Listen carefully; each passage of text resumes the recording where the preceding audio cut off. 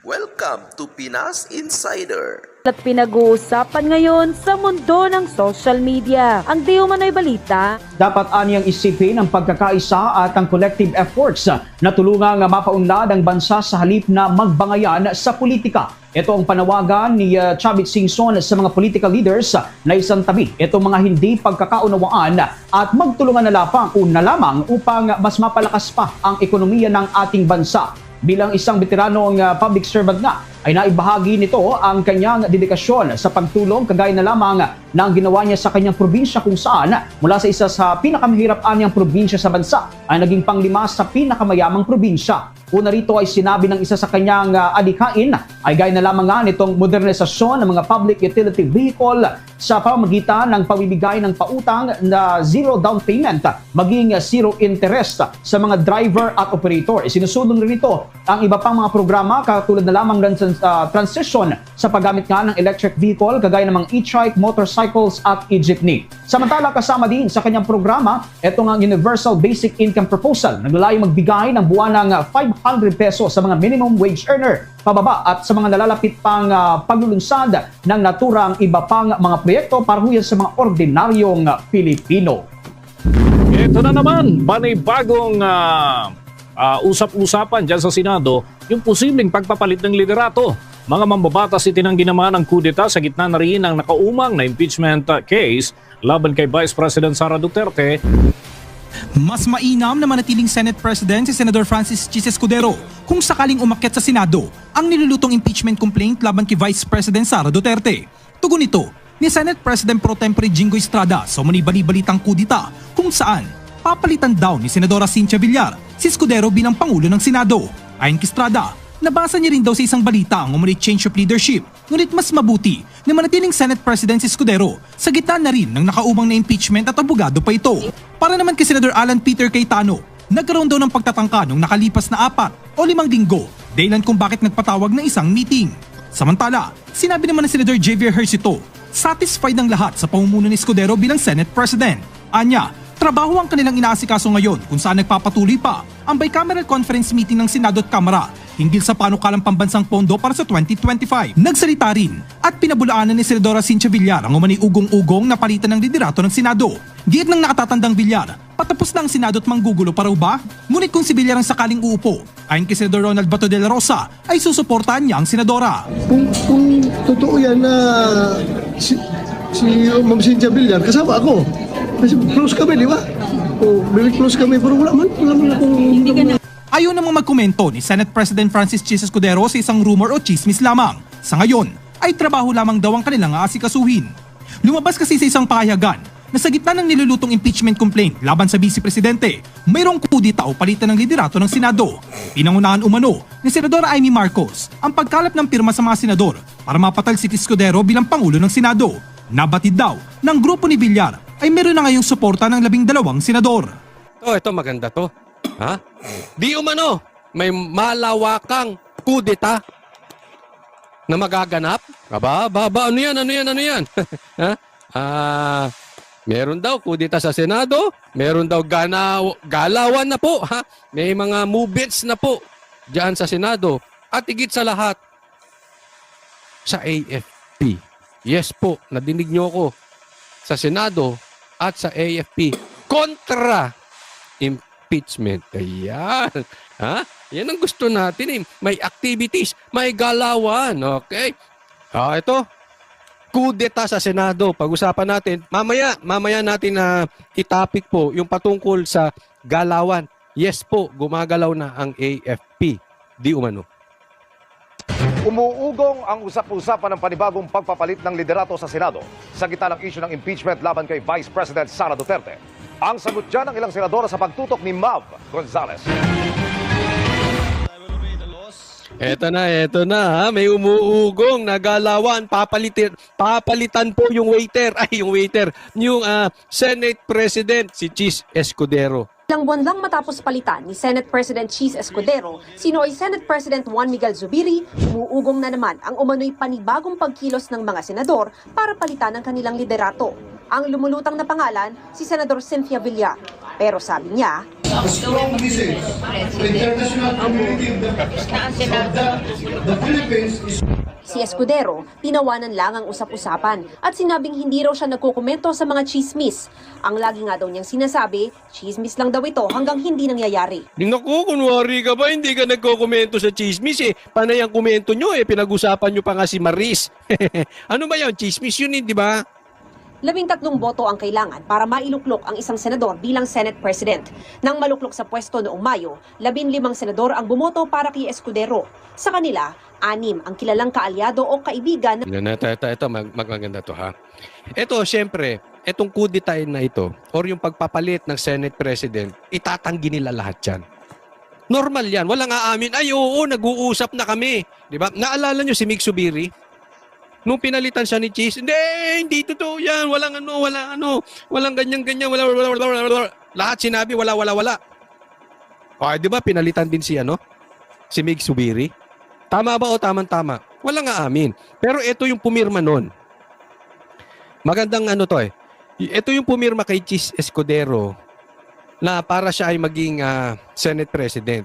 No? At 6 dito, si Bato, si Bongo, si Amy, si Robin, si Cynthia Villar at si Mark Villar para kay Duterte. So ito sa akin. Pag lahat yan pumirma ulit, malaking bagay kasi konti na lang ang kailangan nilang pirma, mapapalitan si Cheese. Tatandaan natin, matibay na kaalyado ni BBM si Cheese. Ginawa pa ang waiter ni Lisa yan, naaalala ninyo? Di ba? Wag po kayong makakalimut. Ha? Tagahawak. Ginawang tagahawak ni Lisa yan si Cheese Escudero, kaya dikit siyang dalawa na yan. No? Ngayon, merong nang nabubuong impeachment. At kailangan nila dyan, ang iuupo nila dyan, para masiguro itong mangyayari. Kung matutuloy ang impeachment, may control po sila. Kaya importante yung Senate President. And possibly, hindi rin natin alam, maaaring totoo itong umuugong. Dahil bakit may balita kung wala naman talagang nangyayari sa loob. So this is definitely na kailangan nating abangan. And kung ako tatanungin nyo, kung si Cynthia Villar, I think she's better than Cheese Escudero. Lalong-lalo na ngayon na posibleng maihain na ang impeachment Ang pamilya ni Vice President Sara Duterte na nahaharap ngayon sa 2 impeachment complaint. Kung matutuloy, ang mga senador ang uupong hurado sa kaso. Ang sabi ni Senador Bato de la Rosa, walang nangungumbinsi sa kanya na palitan si Escudero. Siyempre, alangan namang aminin mo, di ba? Pero kung si Senador Cynthia Villar daw ang ipapalit, kung si Senador Villar, automatic kasama kung totoo yan. Kasi kaibigan kami. Yun, di ba? Yung ganyang pahayag, di ba? Kung totoo yan, kasi kung wala talagang chismis, hindi magsasalita si Bato ng ganyan. Di ba? No, kung si Senator Villar, automatic kasama ako kung totoo. Ibig sabihin siya yung pipirma para ma-approve yan si Cynthia Villar. Pero wala akong narinig. Okay ba kami kay Senator Cheese? Meron sir. Wala bang super... Siyempre, kasi pagka yan, pag inamin nyo yan, kakausapin kayo ni BBM, makakausapin pa kayo ni Cheese, makakalaban pa, di ba? Bulaga yan. Ganyan na nangyari kay Mix, di ba? Nagulat sila eh. O maya-maya, andyan na si Hart. Di ba? Di ba? Payakap-yakap pa kasi Bato sa asawa ni di ba? Tapos yun naman pala. Tapos na yung usapan. Inupo na si Cheese. Hindi ba kami problema? sabi naman ni Senate President Pro Tempore Jinggoy Estrada, chismis lang ang napapag-usapan kung sa Senado. Mainam nga daw na manatiling Senate President si Escudero sakaling matuloy ang impeachment case sa Bise. Kung sakasakaling umakit yung impeachment dito sa atin, at least abogado yung nag-represent. Para sa GMA Integrated News. Ewan ko. Para sa akin, mas talaga kung si Cynthia kasi nga kaalyado, di ba? Kaalyado. But anyway, ang question po kasi dito, yung timing. Di ba? Kainitan. Ano bang pinakamainit na usapin ngayon sa Pilipinas? Impeachment. Tapos may umuugong na palitan ng liderato dito sa Senate. Palitan ng Senate President. Di ba? So, ewan ko. Hindi ako believe sa mga tanggi nito mga senador. Ito pa isang kaduda-dudang timing. AFP. pinatahimik. Pinatapos ang hearing kay BP Sara. O, tingnan po natin. Ito. Pirma ng Philippine Statistics Authority na walang record ang mahigit 400 pangalang tumanggap ng confidential funds mula sa DepEd sa ilalim ni Vice President Sara Duterte. Ilang bagong resibo pa ang kinwestiyon ng mga kongresista dahil sa hindi magkakatugmang pangalan at pirma. At nakatutok si Jonathan Andal. Tulad ni Mary Grace Piatos, na diskubre ng mga kongresista na wala ring record ng kapanganakan ang mahigit. Tingnan nyo ha. Kung hindi ba naman iniinsulto talaga tayo nito mga kongresista na ito. Wala daw pangalan yung 405 sa 677. Walang pangalan, walang birth certificate, etc. etc. Ang pinag-uusapan po dito, confidential funds. Ulitin ko ha, confidential funds. Saan nagamit yung pera? Confidential funds. It's supposed to be sikreto. Meron bang confidential funds na pinagkakalat? Natural. Kung kayo ang tumanggap ng pera na yan, hindi mo ilalagay yung totoo mong pangalan. Kabobo naman na itong mga ito kung iniisip nila na tayo mga normal na tao ay maniniwala sa kanila. Talagang pang-iinsulto itong ginagawa ng Quadcom. Ginagawa nyo kaming gago, ginagawa nyo kaming bobo. Ito namang mainstream media, hindi ko rin maintindihan. Bakit sinasakyan nyo? Ang gugulo pa rin Alam nyo naman panggagago yan. Halimbawa, confidential funds ha? Halimbawa ikaw, may kakilala ka. Alam mo kung sino yung mga NPA na pumapatay, nangingidnap ng kabataan, child abuser na NPA. Halimbawa lang, alam mo, ikaw ang kanilang asset. Ilalaglag mo, ituturo mo bawat isa kung saan sila nagtatago. Ilalagay mo tunay mong pangalan? Ilalagay mo pa address mo? Ganon? Siyempre hindi. Asset ka nga kaya nga may purpose tayo ng confidential funds. Ang lakas naman manggago na itong mga ito. Lista naman ng mga kongresista ang mga nakita nilang pwedeng Plunder, use of falsified documents. Ba't di kayo magdemanda? Diba? Ingay kayo ng ingay dyan, ingay kayo ng ingay. Asan ang demanda? ikaso sa mga sangkot sa nakalipas na 7 pagdinig ng komite, gaya ng technical malversation, bribery, corruption. Ang dami Ang dami niyong ebidensya. Ang dami niyong gustong ibintang. Ayaw naman yung magsampa ng demanda. Puro kayo papogi sa TV. Sa bagay, sabi nga ni Greco, 2 million pesos.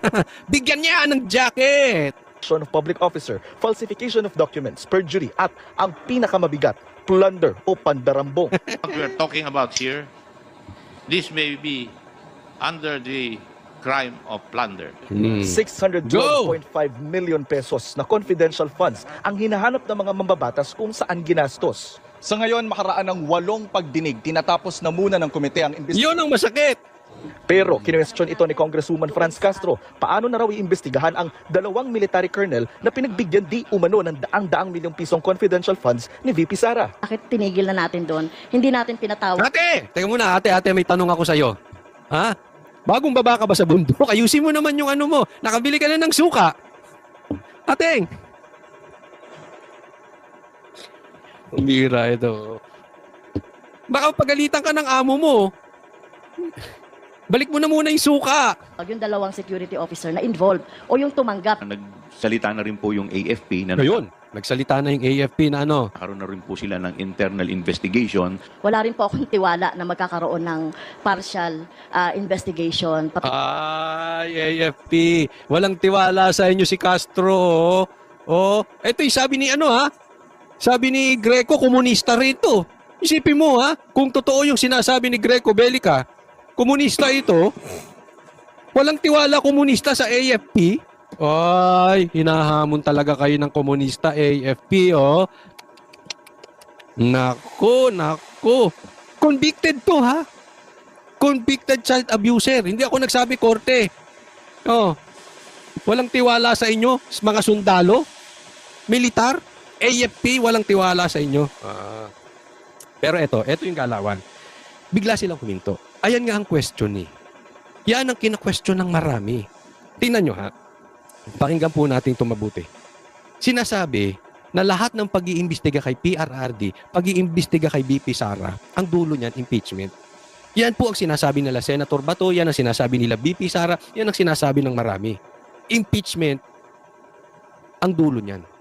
Ngayon, ito na yung impeachment. And everybody is waiting for it. Yung against sa impeachment at doon sa gusto sa impeachment. Inaantay. Kasi binild up yan eh. Di ba? Para kang nagluto ng lechon.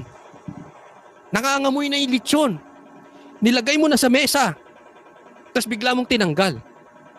Abi gago. Asan na ang impeachment? Yun ang tanong. Ngayon inaantay yan.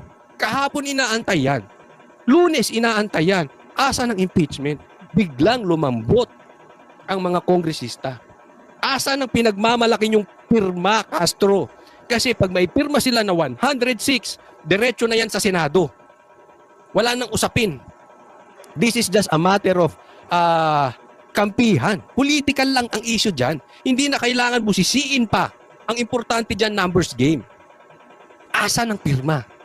Bakit nag-hearing kayo ni hindi nyo napag-usapan yung impeachment?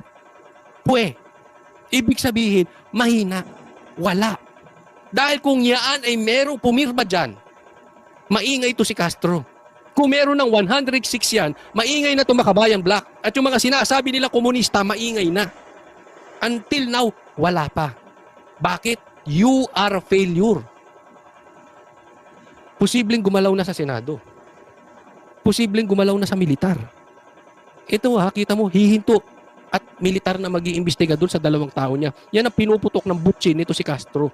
Gusto niya siya pa rin ang mag-imbestiga. Imbestigador ang peg na ito si Castro. Imbestigador ang datingan, hindi na kongresista. Pero may galawang AFP. Hindi natin alam kung ano yun. Basta sila na daw mag-iimbestiga. Pwedeng pinatahimik sila eh. Pwede hindi ko sinasabing pinagbibintangan ng AFP, pero pwede yun eh. Manahimik na kayo kasi political lang yan. Otherwise, gagalaw kami. Pwede. Kasi katakataka, bakit biglang umistop? Tama na muna. Tama na yung pagdinig kay BP Sara. Walang impeachment. Biglang nanahimik ko. Yan ang inaantay ng buong Pilipinas and wala. Wala. Kasi alam nyo, yung impeachment na yan, isang go signal lang ni Marcos, pirmahan nyo na yan. Tapos yan. Kung hindi si Marcos, isang go signal lang yan ni Martin. Kayo, 107, pirma. Meron na yan. Ang tanong, bakit walang pirma? 2 tao lang magsasalita, pirmahan nyo yan, tapos yan. Senado, ibang usapan. Hindi nila hawak. Congress hawak nila. Kaya nga posibleng papalitan si Chis Escudero kay Senator Villar. Pansin nyo? It means, pati si Martin, posibleng naduwag. Dahil alanganin sila dyan. Kadali yan eh. Isang sabi lang ni Martin, inimbestagahan nga yung dating presidente. Di ba? Isang sabi niya lang, ayuda rito, ayuda ron, ayuda dyan. Wala di ba? Sa madaling salita, walang binibitawang go signal si Marcos at si Martin. Sa madaling salita, binaga. Sa madaling salita, kinabahan. Sa madaling salita, palit script.